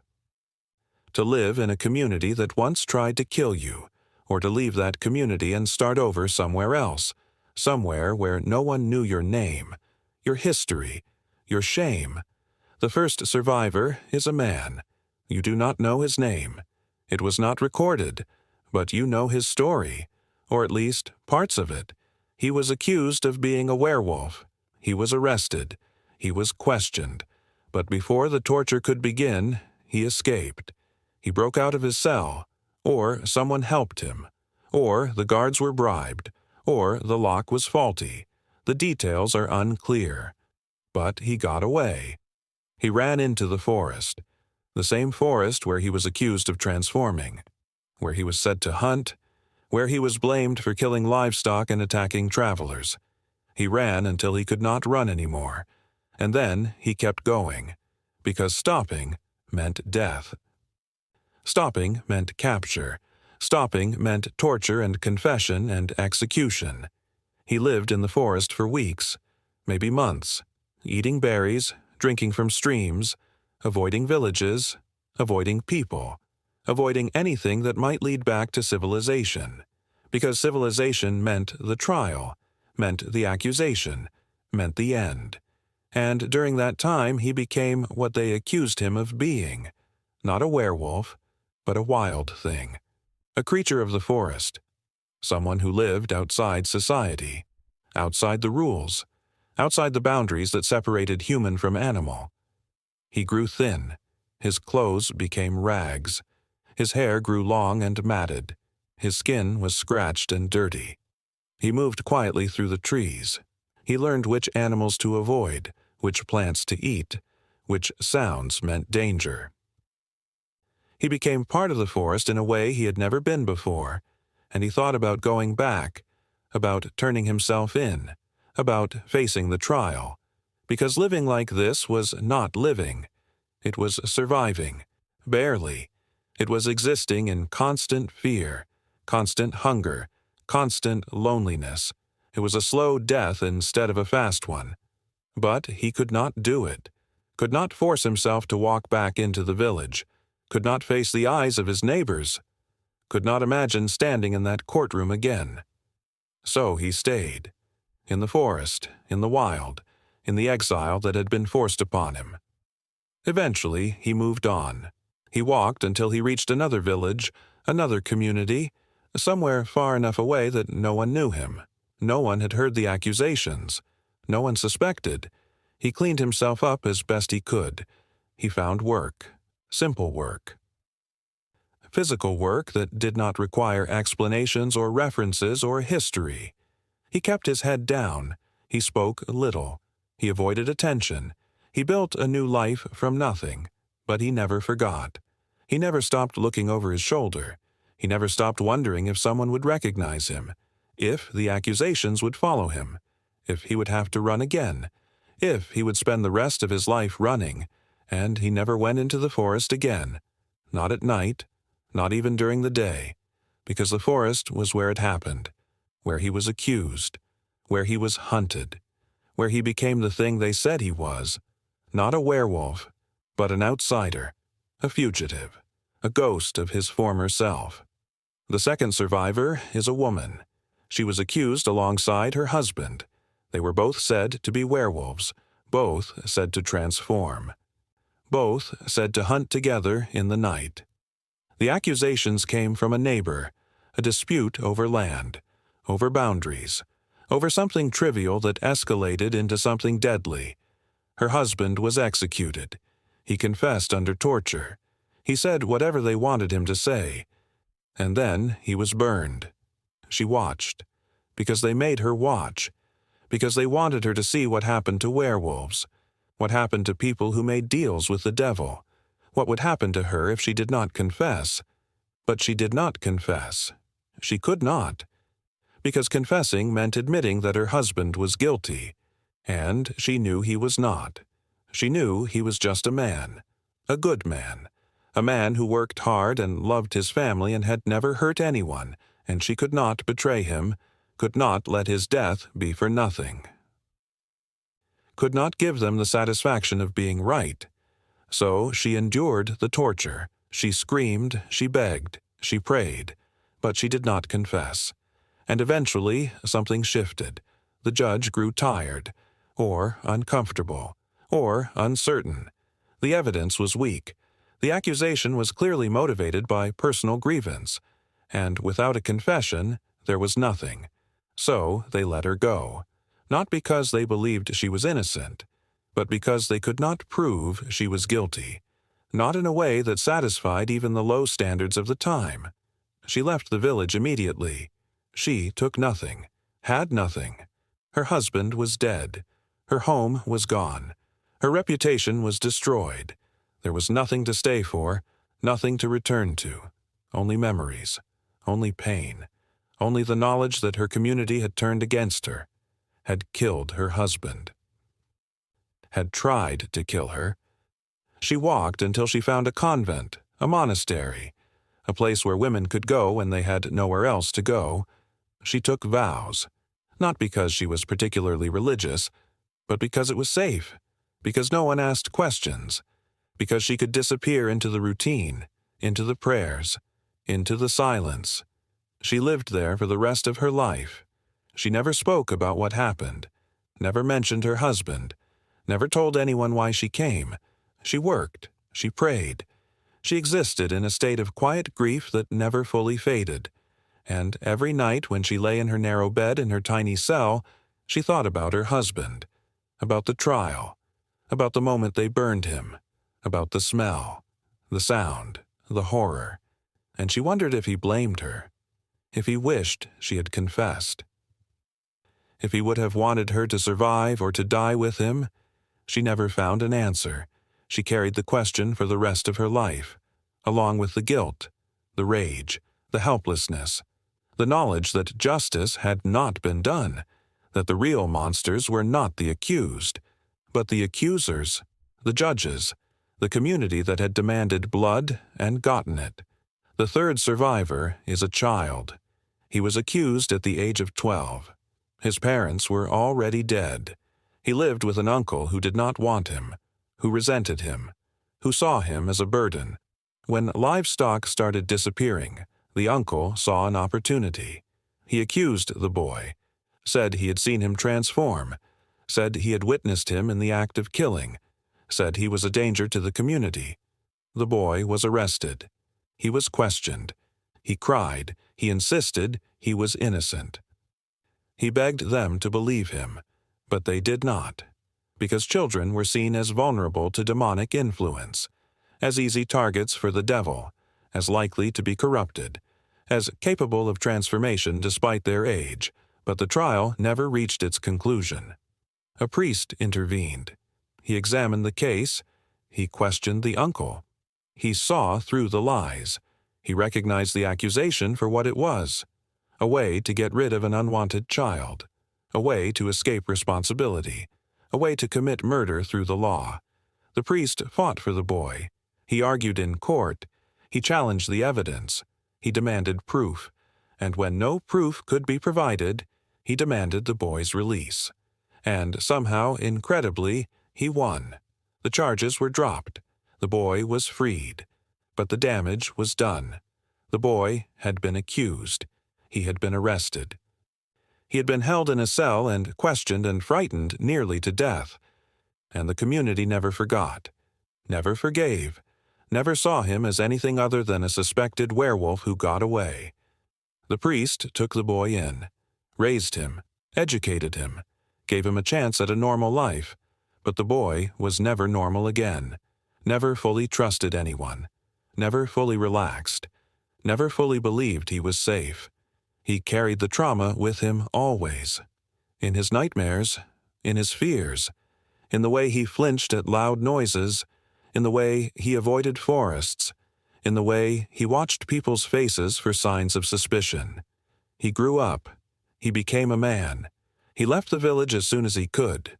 He traveled. He worked. He lived. But he never forgot. Never stopped being the child who was accused. The child who faced execution. The child who was saved only by luck and the intervention of one compassionate person. And he never understood why. Why him? Why was he targeted? What made his uncle willing to destroy him? What made the community willing to believe? What made the accusation so easy, so casual, so acceptable? He never found an answer. Just like the woman in the convent, just like the man in the forest, just like all the survivors. They carried questions that had no answers, wounds that never healed, scars that never faded. You walk with these ghosts through the forest. You listen to their silent stories. You feel the weight of what they endured. And you understand that the werewolf trials did not just kill, they also destroyed. They destroyed lives, families, communities, trust, safety, the sense that the world was a place where justice existed, where innocence mattered, where truth could be known. The survivors lived, but they did not escape. Not really. They carried the trials with them for the rest of their lives, in their memories, in their fears, in the way they moved through the world with caution and suspicion, and the knowledge that everything could be taken away in an instant. They were the lucky ones, the ones who got away, the ones who survived. But luck is a strange word for what they experienced, because what they gained was not fortune. It was just the absence of the worst possible outcome. It was life without execution, existence without justice, survival without redemption. And their stories are important, because they remind us that the trials did not just affect the executed. They affected everyone who was accused. Everyone who lived in fear of being accused. Everyone who watched a neighbor or a friend or a family member dragged away. Everyone who participated in the accusations. Everyone who stayed silent. Everyone who looked the other way. The werewolf trials poisoned entire communities. They created a culture of suspicion and fear and betrayal. They destroyed the social fabric. They turned neighbor against neighbor. They made trust impossible. They taught people that anyone could be a monster, that appearances were deceiving, that safety was an illusion. And even after the trials ended, that poison remained, in the stories, in the memories, in the warnings passed down to children, in the caution that became habit, in the suspicion that became instinct, in the fear that never fully faded. The survivors carried it, the descendants carried it. The culture carried it, and in some ways we carry it still, in the legends, in the movies, in the stories we tell, in the way we talk about monsters, in the way we fear the outsider, in the way we look for evil in human form. The werewolf trials are long over, but the echoes remain, and the survivors, though long dead, still walk among us, in the stories, in the memories, in the lessons we have learned or failed to learn, in the reminder that humanity is capable of great cruelty, and that survival sometimes is its own kind of tragedy. You are sitting in a movie theater. The lights are off, the screen is glowing, a film is playing, a werewolf film. You watch as the main character transforms. The special effects are impressive, realistic. The bones crack, the skin tears, the fur sprouts. The transformation is painful, violent, graphic. The character screams, and then the scream becomes a howl, and the human is gone, and the wolf remains. This is not the werewolf of the trials. This is something new, something different, something that has evolved over centuries, something that reflects modern anxieties, modern fears, modern questions about identity and control, and what it means to be human. The werewolf has become a metaphor, a symbol, a way of exploring ideas that are difficult to express directly. And in that transformation, the werewolf has become more complex, more nuanced, more interesting than the simple monster of folklore. In modern stories, the werewolf is often not evil, not inherently. They are cursed, or infected, or born with a condition they cannot control. They do not want to transform. They do not want to kill. They do not want to lose their humanity. But they have no choice. The transformation happens whether they want it or not, usually triggered by the full moon, but sometimes by emotion, by rage, by fear, by loss of control. This version of the werewolf is sympathetic, tragic. They are a victim as much as a monster, and the stories focus on their struggle, their attempt to live a normal life, to maintain relationships, to hold down a job, to pass as human even though they know they are not fully human anymore. They isolate themselves during the full moon. They chain themselves in basements. They flee to the wilderness where they cannot hurt anyone. They take medication. They seek cures.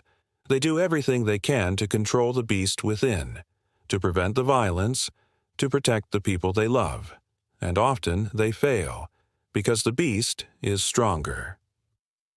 Because the moon is inevitable. Because control is an illusion. And then they wake up with blood on their hands and no memory of what they have done, and they have to live with the guilt, the horror, the knowledge that they are dangerous, that they are capable of killing, that the monster is real. This is a very different werewolf than the one in the trials. The trial werewolf was evil, corrupted, aligned with the devil. They chose their transformation. They embraced it. They used it for malicious purposes. They were guilty. They deserved punishment. They were not victims. They were villains. But the modern werewolf is both, victim and villain, monster and person, guilty and innocent at the same time, and that complexity makes them compelling, makes them relatable, makes them human in a way the old werewolves never were. The modern werewolf is also often part of a community. They are not alone. There are other werewolves, packs, families, social structures that mirror both human society and wolf behavior. There are alphas and betas and omegas. There are rules, territories, politics, conflicts, alliances, and this adds another layer to the metaphor. Because now the werewolf is not just about the individual struggle for control. It is about belonging, about finding your place, about navigating social hierarchies, about the tension between independence and community, about the pressure to conform to expectations that feel unnatural. Many modern werewolf stories explore what it means to be different, to be part of a minority, to have an identity that is hidden from mainstream society, to live a double life, to code switch between human and werewolf. To always be aware of how you are perceived, to police your own behavior so you do not give yourself away. This resonates with many experiences. The experience of being LGBTQ+ in a society that is not always accepting. The experience of being an immigrant. The experience of being neurodivergent. The experience of having any identity that society views as other, as dangerous, as something to be hidden or suppressed or feared. The werewolf becomes a way to tell these stories, to explore these experiences, to create empathy, to build understanding, to show that the monster is not always the person who is different. Sometimes the monster is the society that fears difference, that punishes it, that forces people to hide who they are or face violence. In some modern stories, being a werewolf is not a curse at all. It is a gift. A source of power, of freedom, of connection to nature. The transformation is still painful, still difficult, but it is also liberating. It allows the character to experience the world in new ways, to run faster, to see better, to hear sounds they never noticed before, to feel alive in a way they never did as a human.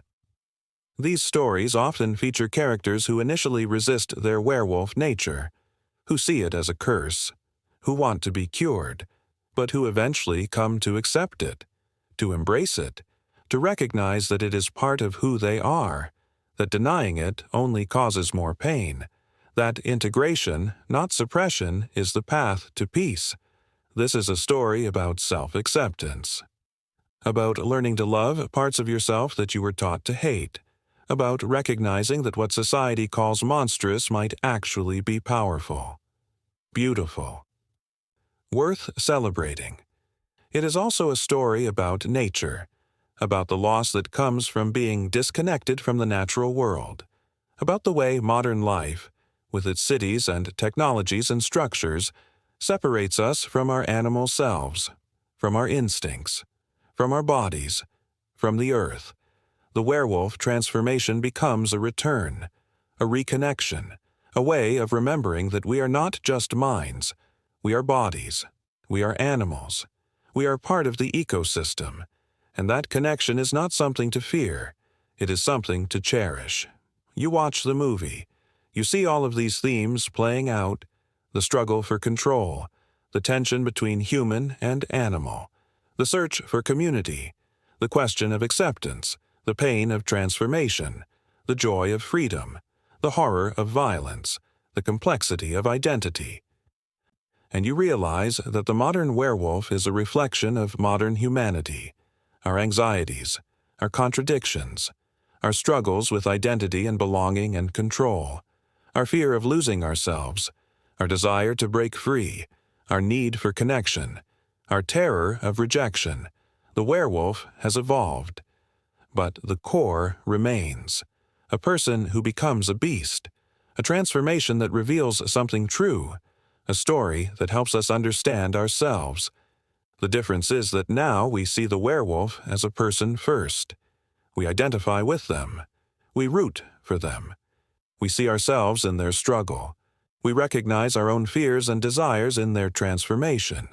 We understand that the line between human and monster is not as clear as we would like to believe, that we all contain multitudes, that we all have parts of ourselves we struggle to control, that we all have the capacity for both creation and destruction. The werewolf trials tried to draw a clear line, to separate the human from the monster, to identify evil and eliminate it, to create safety through violence, through exclusion, through execution. But the modern werewolf stories suggest a different approach. They suggest that the monster cannot be eliminated, because it is part of us. The beast within is not an external threat. It is an internal reality, and the question is not how to destroy it, but how to live with it, how to integrate it, how to find balance, how to be whole. This is a more mature understanding, a more honest understanding, a more compassionate understanding, and it is possible only because of the distance, because of the time that has passed, because of the lessons that have been learned, because of the horror of the trials and the determination not to repeat them. The modern werewolf is a gift from the past, a way of processing the trauma, a way of honoring the victims, a way of ensuring that the fear does not win, that the legends do not die, but that they transform, evolve, become something new, something that teaches rather than terrifies, something that builds empathy rather than suspicion, something that celebrates complexity rather than demanding simplicity. The werewolf lives, not in the forests of Europe, but in our stories, our imaginations, our continuing exploration of what it means to be human, what it means to change, what it means to struggle with parts of yourself that you cannot fully control, what it means to be both monster and person, both beast and human, both feared and fearful. And that is perhaps the most important legacy of the werewolf trials, not the horror, not the injustice, not the deaths, but the stories that came after, the myths that grew, the legends that endured, and the endless human need to understand ourselves through fiction, through fantasy, through the safe exploration of dangerous ideas. The werewolf trials created monsters, but they also created meaning. And meaning is what allows us to survive, to grow, to change, to become something more than we were, to transform in our own way into something new. You are walking alone now. The forest has grown quiet. The ghosts have faded. The stories have been told. You have seen the trials, the executions, the survivors, the legends, the transformations, both literal and metaphorical.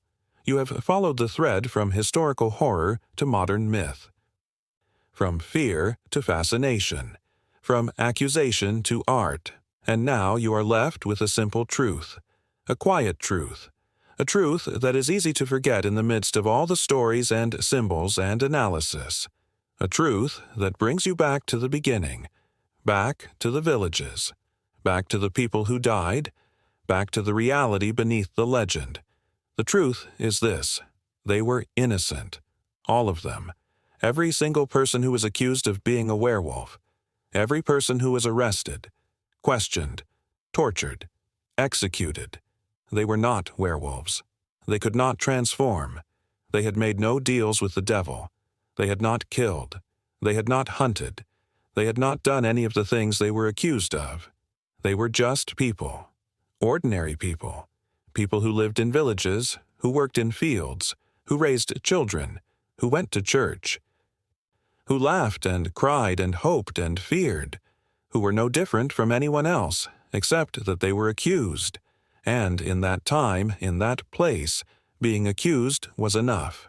You think about their names, the ones that were recorded: Peter Stubbe, Jean Grenier, Gilles Garnier, Pierre Burgot, Michel Verdun, Thiès of Kaltenbrunn. Names that have come down through history attached to the label of werewolf.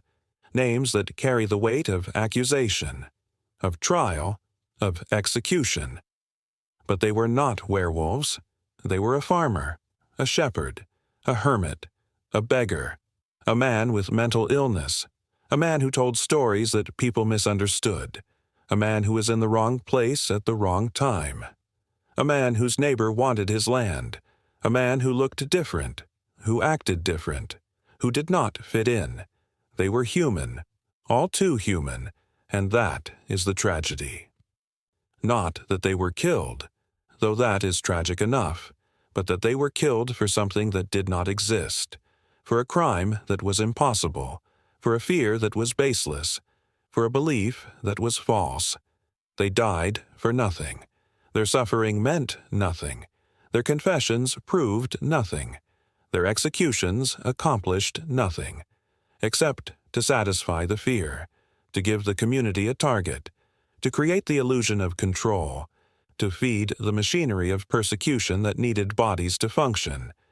You think about the children who were lost, the ones who were blamed on the werewolves, the ones whose disappearances sparked accusations, who were the reason for the trials, who were mourned and avenged and remembered, and you realize that their deaths were also meaningless, not in the sense that their lives did not matter, but in the sense that blaming werewolves did not help, did not save them, did not bring them back, did not prevent future deaths. It only added more death, more suffering, more tragedy, because children die. They die in accidents. They die from disease. They die from violence. They die from animal attacks. They die from neglect. They die from cold and hunger and all the countless dangers that existed in a world without modern medicine or safety or protection. And those deaths are horrible, unbearable. The kind of loss that destroys parents, destroys families, destroys communities. The kind of loss that demands explanation, demands justice, demands that someone pay. But executing werewolves did not bring justice, because there were no werewolves. There were only scapegoats, only victims of a different kind. Only people who were sacrificed to make the pain easier to bear, to give grief a target, to transform helpless suffering into righteous anger. And that is perhaps the cruelest part, that the werewolf trials were fueled by real pain, real loss, real grief, but directed at the wrong target. So the pain continued. The loss continued, the grief continued, and more pain was added, more loss, more grief, a cycle of suffering that accomplished nothing except its own perpetuation. You think about the communities, the villages that turned against their own, that participated in the accusations, that attended the executions, that believed they were doing the right thing, that they were protecting themselves, that they were serving justice, that they were following God's will, and you cannot simply condemn them, because they were afraid. And fear makes people do terrible things. Fear makes people believe terrible things. Fear makes people participate in systems of violence that they would never support if they were thinking clearly, if they were not scared, if they had the luxury of distance and time and safety. The people in those villages were not evil. Most of them. They were just human, just scared, just doing what everyone around them was doing, just following the authorities, just accepting what they were told, just trying to protect themselves and their families in a world that felt dangerous and chaotic and out of control. But that does not excuse it. Understanding is not excuse. Explanation is not justification. They participated in horror. They enabled murder. They destroyed innocent lives. And the fact that they believed they were right does not make it right. The fact that they were afraid does not make it acceptable. The fact that they were human does not make it forgivable. It just makes it tragic. All of it, the accused, the accusers, the victims, the communities, the fear, the violence, the waste, tragic from beginning to end. You think about what could have been different, what should have been different, and the answer is obvious. Everything. Everything should have been different. The accused should have been helped, not hurt. If they were mentally ill, they needed treatment, not torture. If they were poor, they needed support, not suspicion. If they were different, they needed acceptance, not accusation. If they were innocent, they needed justice, not execution. The communities should have been more skeptical, more careful, more willing to demand evidence, more willing to question authority, more willing to stand up for the accused, more willing to say no. This is wrong. This must stop. The authorities should have been more responsible, more rational, more concerned with truth than with confirming bias, more interested in justice than in control, more protective of the innocent than determined to find the guilty. The culture should have been less fearful, less superstitious, less willing to believe in monsters, less quick to turn neighbor against neighbor, less eager to find scapegoats, less dependent on violence as a solution. But none of that happened. Because it could not happen. Because the conditions were not right. Because the knowledge did not exist. Because the systems were not in place. Because the culture was not ready. Because history does not offer second chances. What happened? Happened. The trials occurred. The people died. The legends were born. The horror was real. And all we can do now is remember, learn, try to understand, try to ensure it does not happen again, try to recognize the patterns, the warning signs, the early stages of the same kind of fear and suspicion and scapegoating that led to the trials in the first place. Because it can happen again. It does happen again, in different forms, with different targets. But the mechanism is the same. The psychology is the same. The human tendency to fear the other, to believe the worst, to participate in collective violence, to look for simple explanations for complex problems, to find monsters where there are only people. The werewolf trials are over, but the lesson remains. And the lesson is simple. Vigilance, skepticism, compassion, evidence, justice. Protection of the vulnerable, resistance to fear, refusal to participate in persecution, willingness to stand up, to speak out, to say no, even when it is dangerous, even when it is difficult, even when it is easier to go along, to stay silent, to look away, because that is what stopped the trials eventually. Not a sudden awakening, not a dramatic revelation, but the slow accumulation of people saying no, people demanding better, people insisting on evidence, people recognizing the injustice, people choosing differently. And that is what prevents future trials. Not laws alone, not institutions alone, but people, individual people making individual choices, to question, to doubt, to resist, to protect, to stand with the accused instead of against them, to see the human instead of the monster, to choose justice over fear. You stand in the forest, the sun is setting, the light is fading, the shadows are growing.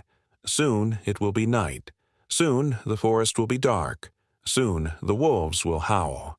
If there are any wolves left, if they have not all been driven away or killed, if the legend has not entirely replaced the reality, you think about the people who walked here before you, the accused, the survivors, the villagers, the travelers, all of them moving through this same forest, all of them carrying their own fears, their own beliefs, their own stories, and you think about the stories that remain, the legends that grew from the trials, the myths that spread across Europe and beyond, the werewolf that transformed from a legal accusation into a cultural icon, from a source of terror into a source of fascination, from a tool of persecution into a tool of understanding.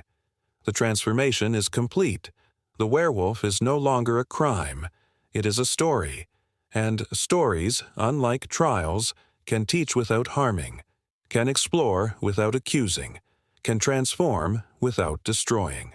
The werewolf trials were horror, but the werewolf legends are art, and art can redeem, can heal, can help us process the trauma of the past, can ensure that the victims are remembered, that the lessons are learned, that the horror is not repeated. The innocent who died cannot be brought back, cannot be vindicated, cannot be saved, but they can be honored, remembered. Their suffering can be acknowledged, their humanity can be restored, their stories can be told, not as monsters, but as victims, as people, as reminders of what happens when fear triumphs over reason, when suspicion triumphs over evidence, when violence triumphs over justice. They were not werewolves. They were never werewolves. There are no werewolves. There never were. But there were trials. There were accusations. There were executions. There were legends. There were myths.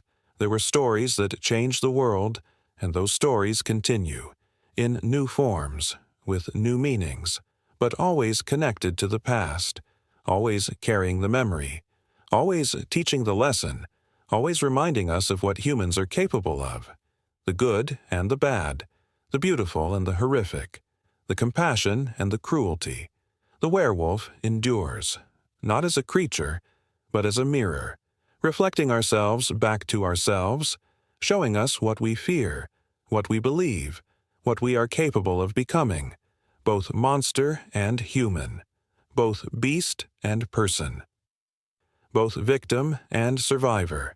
And in that reflection, if we look carefully, if we are honest, if we are brave, we can see the truth, the quiet truth, the truth that was always there beneath the legends, beneath the trials, beneath the fear. We are all capable of transformation, not into wolves, but into something better, or something worse. The choice is ours. The transformation is ours. The story is ours to write. And that is the legacy of the werewolf trials.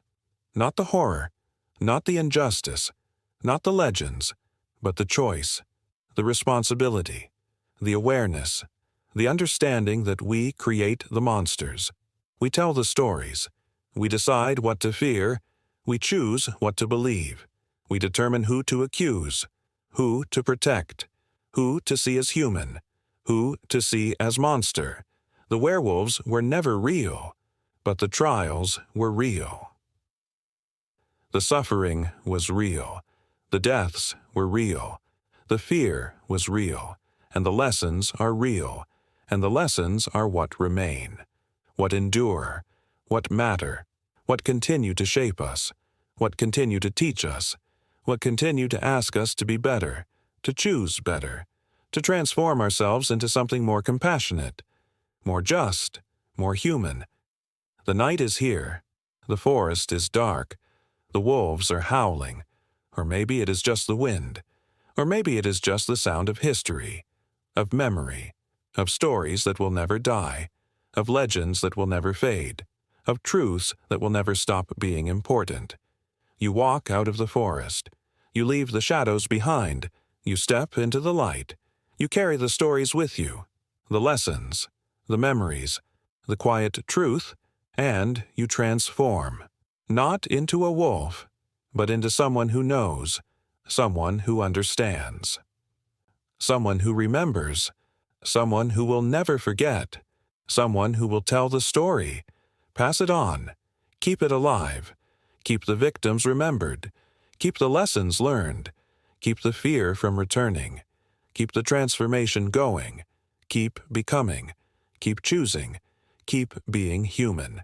And that is how Europe's werewolf trials created endless myths, not through the existence of werewolves, but through the power of fear, the reality of injustice, the horror of persecution, the transformation of history into legend, of tragedy into art, of suffering into meaning, of death into immortality, of victims into stories, of trials into lessons, of the past into the present, of the present into the future, of darkness into light, of monsters into mirrors, of fear into understanding, of horror into hope.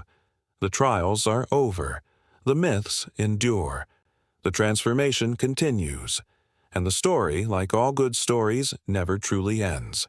It only transforms, again and again, forever.